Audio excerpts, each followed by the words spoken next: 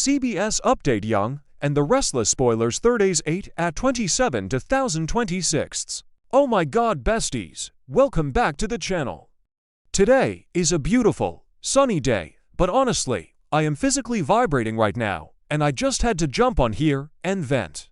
Grab your iced coffees and strap in, because the tea I am about to spill is scorching hot, and I am literally hyperventilating. You guys, I am deceased. Stop what you are doing right this exact second, because I cannot even begin to process the absolute, unmitigated cinematic mayhem that just unfolded on our screens. I am literally shaking. My soul has actually left my body, and I am speaking to you from the astral plane because the sheer audacity of these people in Genoa City has ended me. We need to talk about this now. I was mid-skincare and smeared charcoal mask all over the rug when I watched this, and I literally had to yeet my phone across the room because I could not handle the stress. We are not just watching a show anymore, we are invested, and I am personally offended by basically every single choice these characters are making right now. It is giving major I cannot even energy, and we are spilling all the tea right now. Wait, backtrack for a second. I missed a step. Let me set the scene because my brain is buffering. So, we are at the Abbott mansion, and Jack is spiraling, and honestly, can we blame him? The man has been through the absolute ringer lately. He was kidnapped, almost unalived, his wife was ambushed by a psycho doctor, and now his brother Billy is on a completely unhinged power trip trying to take over Chancellor Industries. Lily Winters just marched into Jabbo and offered to pay back John Abbott's decades-old loan with interest to stop Billy's hostile takeover. And Jack is sitting there, genuinely sweating, because he knows that if he makes this deal with Lily, Billy will absolutely lose his mind. Jack straight up tells Diane that Billy will never, ever forgive him if he takes Lily's deal. He says, and I quote, "If Billy loses Chancellor and blames me, he might cut me off forever." And honestly, Jack is not wrong. Billy is so deeply obsessed with this Chancellor takeover that he is blind to everything else. He is painting a massive target on his back, and Victor Newman is just waiting in the wings to launch a smear campaign against him. Jack is terrified of losing his brother, which is genuinely so sad, but also, Jack needs to step up and be the patriarch. But then, out of literally nowhere, Diane Jenkins Abbott decides this is the perfect time to suggest a romantic getaway. Bestie, be for real right now. Your husband is having a full-blown existential family crisis, your entire legacy is on the line, and you want to go sip margaritas on a beach. I am genuinely questioning her grip on reality right now. But honestly, part of me is living for the delusion because it is straight up iconic. Diane is like, let's just pack our bags and go somewhere romantic. She wants to escape the chaos, which, valid, considering she was recently held hostage in a padded room by Patty Williams and Dr. Markham, but the timing, 0 out of 10. And how does Jack respond? He actually likes the idea. He is like, yeah, a vacation sounds great, but, and there is always a but with Jack Abbott. He tells Diane that he promised Nikki he would stay close by and be there for her son, Nick. You guys, the way my jaw hit the floor. You do not just casually bring up your ex-wife, lifelong soulmate bestie to your current wife when she is trying to plan a romantic trip. Jack is basically saying, I would love to go on vacation with you, babe, but Nikki needs me, send help, I am screaming. Diane, predictably, gets immediately insecure and defensive. She snaps back and asks, are you saying doing a favor for Nikki is more important than spending private time with me? Ooh, the jealousy is jumping out, and don't even get me started on the vibes in that room. You could cut the tension with a knife. Jack tries to backtrack and says it is not a favor for Nikki, it is a favor for Nick Newman, which, okay, fair. Nick is in rehab, he recently hit rock bottom, had a fentanyl nightmare, and was doing drugs in a dingy motel with Marie Kirkland. Nick genuinely needs a solid support system right now. But Diane does not care about Nick's recovery. Diane cares that Nikki has a hold on Jack that she will never have. They are officially on my do not perceive list. I am so done with this love triangle energy. Then Diane, who is a manipulative genius, let's be real, pivots her strategy. She realizes she cannot win a direct fight against Nikki's influence, so she decides to solve Jack's Billy problem instead. She suggests that Jack should just tell Lily to take her buyout offer directly to Billy. She is basically washing Jack's hands of the entire situation. If we leave it to Billy to decide, we can start a spontaneous adventure, she says. She is literally throwing Billy to the wolves just so she can get Jack on a plane. And Jack agrees. I am literally hyperventilating right now. Jack Abbott, the man who was just crying about how he cannot lose his brother, is like, you know what? You are right, Billy can take care of himself. And I will just take care of Nicholas when we get back. What, did I say that yet? Ooh, my brain is mush. Moving on, but seriously, Jack is just going to abandon Billy to face Lily, Kane, and Victor all by himself. Manifesting a total dumpster fire by the next update because Billy is going to get absolutely destroyed without Jack running interference.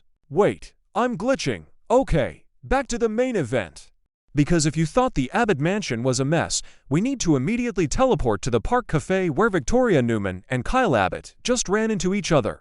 Stop what you are doing. This dynamic is the most toxic, taboo, unhinged storyline on television right now, and I am entirely obsessed with it. Let us remember that Kyle was recently married to Victoria's niece, Summer, and he was literally dating Victoria's daughter, Claire. And just the other day, Victoria and Kyle were making out in Jack's Jabbo office. The sheer audacity of these two existing in public together is sending me into orbit.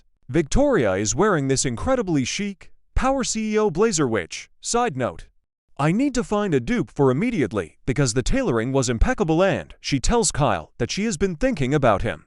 And not just in a romantic, forbidden way, but in a corporate warfare way. She brings up the competition idea that Kyle and Audra Charles came up with in Paris. Victoria looks this man dead in the eye and says, why not reboot the idea? I want to relaunch Vibranti, and with your help, we can stage a war. A war. Victoria Newman wants to stage a fake corporate war between Newman and Jabbo to launch a product. Kyle, who for once in his life is actually using a single brain cell, asks if she really wants to aggravate the war between their families. He literally tells her it sounds like tempting fate. And Victoria, with the most arrogant, iconic smirk on her face, just says, why not? It'll be fun. Fun. Bestie, your father is Victor Newman. He just kidnapped Kyle's father. There is nothing fun about a Newman-Abbott war. Kyle asks her if she is afraid of a little healthy competition, and then he asks the million-dollar question, how is Victor going to react? And Victoria, completely delusional, claims she will handle it herself. She actually thinks she can control Victor Newman. I am calling it right now. The villain arc is about to go nuclear. Victor is going to find out about this Vibranti reboot, and he is going to find out that Victoria is hooking up with Kyle, and he is going to burn Genoa City to the ground. Kyle says he will consider the idea, but he has to ask his dad first, so they shake hands on it. They are literally shaking hands, looking at each other with all this unresolved sexual tension, and guess who walks up? Claire Newman, Kyle's ex-girlfriend and Victoria's daughter. I legitimately screamed into my pillow. The awkwardness was so thick you could choke on it. Claire innocently asks what is going on, and Victoria, without missing a beat, smoothly lies and says they are discussing a potential joint venture. A joint venture? Oh, they are venturing all right. Claire just accepts it and walks away, completely oblivious to the fact that her mother is swapping spit and corporate secrets with her ex. I am so unwell. My grip on reality is slipping. Oh, hold on. I should have mentioned this earlier, but the background noise in the cafe scene was so weird. Like, there was this intense espresso machine hissing that perfectly matched the tension. I don't know if the sound editors did that on purpose, but it was a total vibe. Anyway, back to the tea. We have to talk about the Newman Ranch. We have to talk about Nikki and Victor. So, Nikki comes home to the ranch, and she tells Victor that she just visited Nick at the rehab center. Victor is immediately on high alert, because we all know Victor's entire personality is aggressively controlling his children's lives. Nikki tells him that Nick reaching out was a huge step, and she says, before I left, he made a request that gave me hope. Nicholas wants to see you. Victor, playing the supportive father, says he will go there first thing in the morning. And you guys, this is where the episode goes from 0 to 100 in a millisecond. Nikki looks at her husband, the man who just threw her a bizarre Venice-themed romantic vow renewal, and says he is going to need all the help he can get, and that includes a good sponsor. Victor asks if she is referring to Jack, and Nikki says yes. Nikki wants Jack Abbott to be Nick Newman's addiction sponsor. I am literally deceased. Nikki is officially on my do not perceive list for this because she knows exactly what she is doing. Victor absolutely hates Jack. Victor blames Jack for everything wrong in the world. Victor literally just told Nikki that he would not tolerate her friendship with that loser. And now she wants Jack to be deeply involved in their son's highly sensitive, vulnerable recovery process. Victor immediately shuts it down. He says absolutely not, he will not allow Jack to be his son's sponsor. And then, Nikki drops the absolute mic. She looks Victor dead in the eyes and weaponizes his own romantic words against him. She says, "When we made up, you told me your love for me was stronger than your hatred for Jack." Boom. Roasted. I was screaming. Nikki basically trapped him in his own romantic declaration. If Victor says no, he's admitting he hates Jack more than he loves Nikki. If he says yes, he has to let his mortal enemy mentor his son. It is a psychological masterpiece, and the stakes are astronomical. Wait, I need to catch my breath, okay? One more thing before I go completely insane. We also saw Nate Hastings talking to Dr. Stephanie Simmons. Nate has been doing all this corporate stuff for Chancellor Winters, but ever since Devin quit to start a non-profit, Nate has been soul-searching. And now he is sitting down with Stephanie, talking about medicine.